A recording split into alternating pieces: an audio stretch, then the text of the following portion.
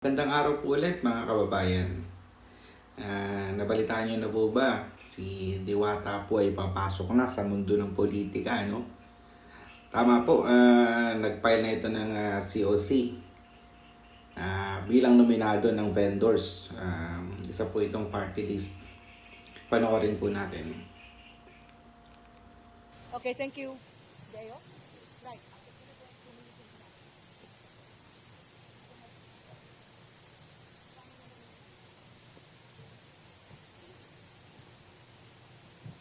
Ayan, magandang hapon po sa ating lahat. My name is Deo Balbuena, ang tunay ko pong pangalan. At kilala po ako bilang isang Diwata Pares.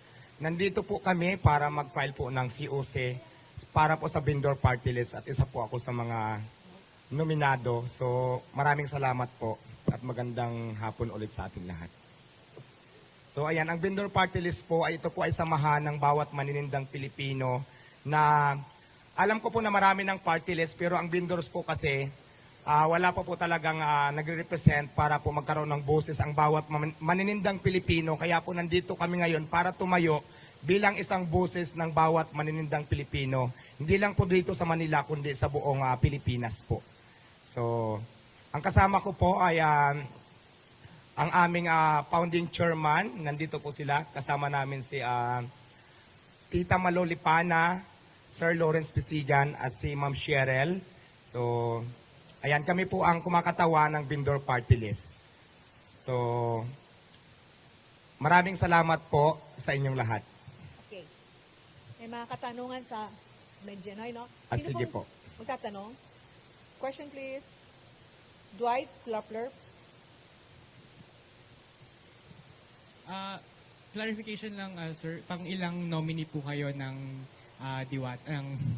Pang ilang nominee po kayo ng vendors po? Vendors party list po kami. Vendors party. At pang ilang nominee po? Pang-apat po. Bali, pang-apat po ako. Pang-apat po. Opo. Opo.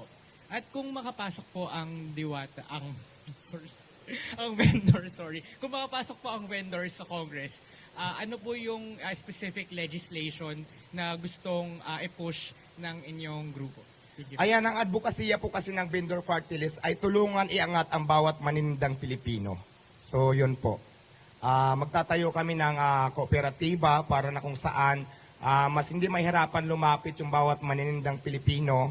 Tapos, mayroon din kaming gagawin mga advokasya namin na yung mga vendors na kailangan natin iayos, lalo na po katulad sa akin, dati lang po ako street vendors, doon po, yun po ang isa sa mga tututukan ko din para po yung walang mga pwesto, pwede natin tulungan para magkaroon ng mga pwesto, abot lang din sa kanilang makakaya.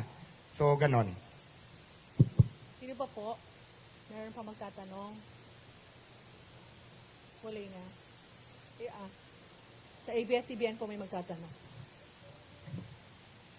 Hi, magandang hapon, Diwata. Sino yung first three nominees ninyo? Ayan, yung first three nominees po namin, kasama ko sila, nandyan sila ngayon. Binanggit ko kanina, si Tita Malulipana, Sir Lawrence Pisigan, at saka si Ma'am Cheryl. So, sila po yung Okay. tatlo. Oo, bakit ikaw yung mas pinagsalita nila ngayon?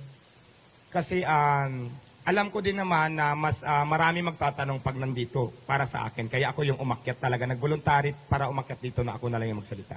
Okay.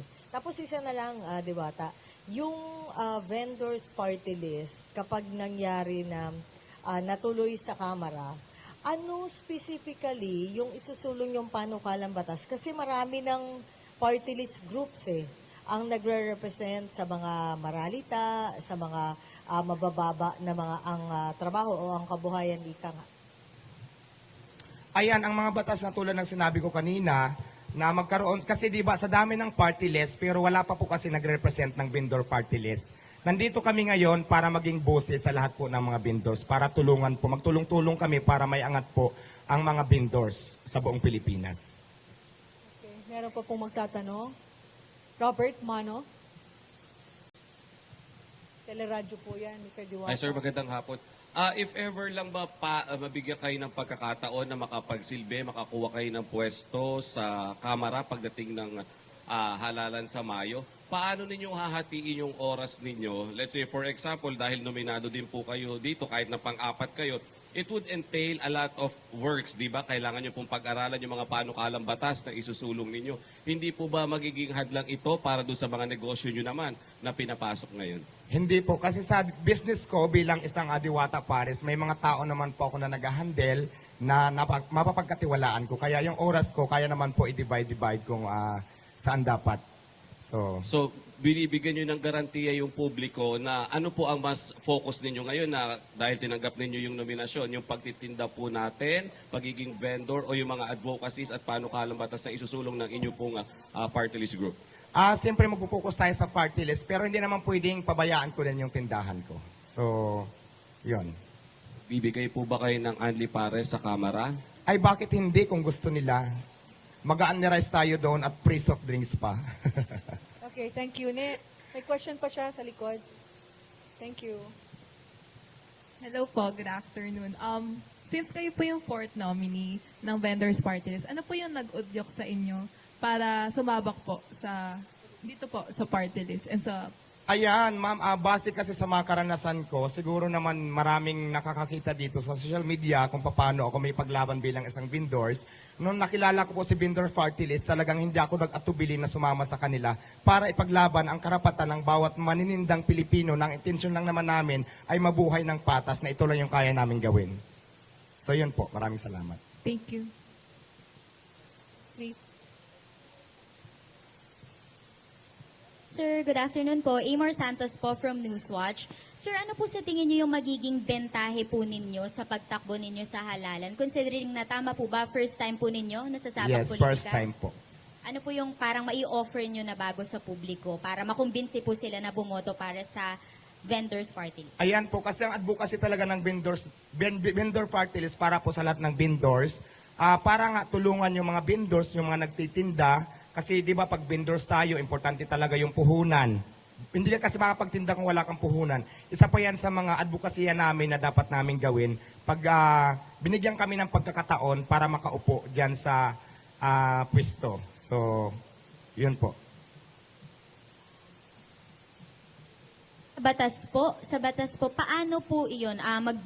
Gusto nyo pong magkaroon ng batas na magbibigay ng puhunan po sa mga vendors? Paano po ba yung specific yung bill? sa batas kasi, ito kasi yung dapat bilang isang vendor talaga. Kasi naranasan ko talaga kung paano talaga makipaglaban sa mga, di ba, nakiklearing tayo. Ang batas na gusto kong gawin, tapos lalong-lalo na po yung sa karanasan ko din na medyo, yung permit medyo napakahirap. Yun kasi ang naisip ko. Gusto ko, mag-implement ako ng batas sa pag-aralan na para mas mapadali. At susunod tayo sa batas talaga, pero yung hindi mahirapan yung bawat maninindang Pilipino na kagaya lang naman sa akin, mga small business lamang po kung tawagin. So parang ganun po yung naisip ko. Tapos yung tulungan yung mga vendors na, di ba, yung iba sabi ko nga, yung mga nasa kalsada, ayusin natin na hindi naman dapat yung basta na lang kukunin yung mga paninda, di ba, kasi lahat naman yan pinaghirapan, yung iba niyang inutang pa yung puhunan. Isa pa yan sa mga naisip ko na gagawin ko para makatulong sa bawat manindang Pilipino. Okay, thank you. Last question, please. Sige, ha. Yung nasa dulo na girl. Papas lang po ng microphone. Question lang po, paano nyo po nakilala ang Vendors Party List? At kayo po ba ay voluntary na sumama po na maging fourth nominee or inimbitahan po kayo? Voluntary po akong sumama kasi last year ko pa silang nakilala. Tapos yun nga, napag-usapan namin regarding sa vendors.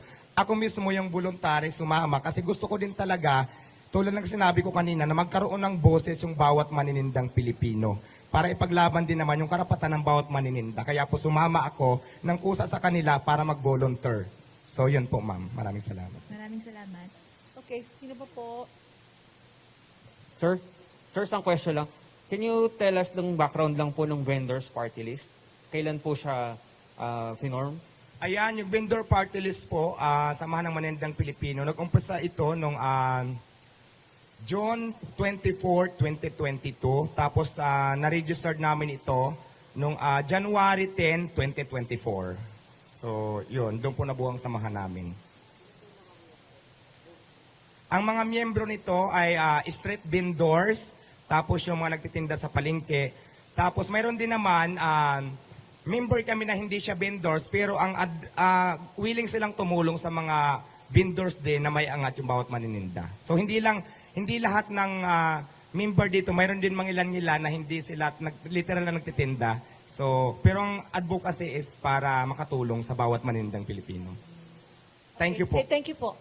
Sir, Hindi naman po natin minamababa ang kahit na sino, ano.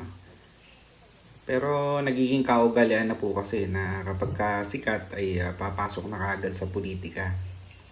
Totoo naman po na wala naman pong mataas na kwalifikasyon sa ating saligang batas patungkol sa mga pwedeng kumandidato, ano. Pero may mga bagay na dapat alam mo sa sarili mo na hindi lang naman sa pagpasok sa politika pwede tayong tumulong sa ating kapwa. thank you. Maraming paraan, kahit sa simpleng kaparaanan ika nga ni Kong Marcoleta.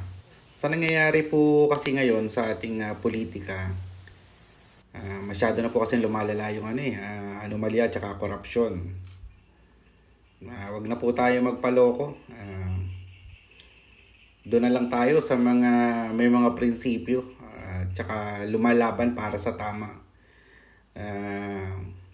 Alang-alang sa dignidad at sa mandato na pinagkaloob sa kanila. Muli po, marami pong salamat sa patuloy na pagsuporta sa mga ganitong platform. Isang like at isang share po ay okay na tayo. Pag-ingat po tayong lahat at Pilipinas, wake up!